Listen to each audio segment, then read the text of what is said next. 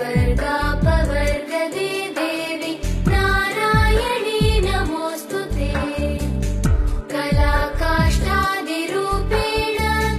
परिणामप्रदायिनी विश्वस्योपरतौ शक्ति नारायणी नमोऽस्तुते सर्वमङ्गलमाङ्गल्ये शिवे सर्वार्थसाधिके शरण्ये त्र्यम्बके गौरी नारायणी नमोऽस्तुते सृष्टिस्थितिविनाशानां शक्तिभूते सनातनी गुणाश्रये गुणमये नारायणी नमोऽस्तुते शरणागत दीनार्थ परित्राणपरायणे सर्वस्यार्तिहरे देवी नारायणी नमोऽस्तुते हंसयुक्तविमानस्ते ब्रह्माणि रूपधारिणि कौशाम्बक्षरिके देवी नारायणी नमोऽस्तुते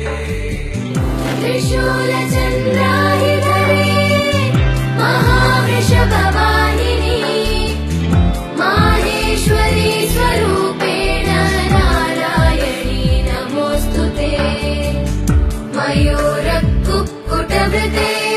महाशक्तिधरे नगे कौमारी रूपसंस्थाने नारायणी नमोऽस्तुते शङ्खचक्रगदाशार्ग गृहीत परमायुधे प्रसीद वैष्णवी रूपे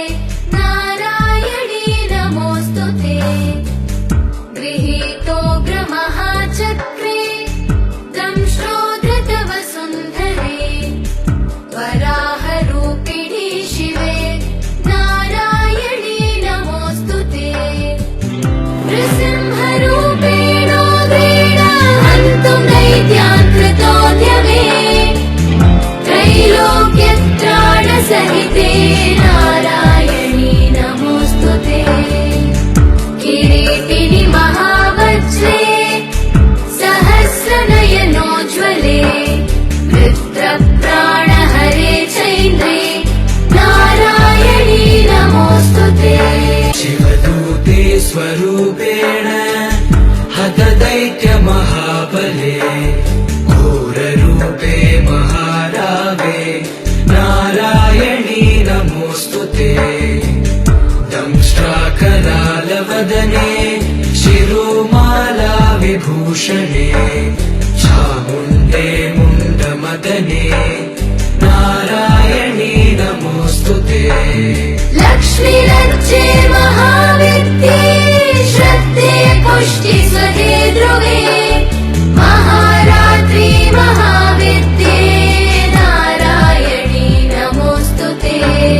वेदे सरस्वती वरे भूतिवा प्रवितामसे नियते त्वं प्रसीदेशे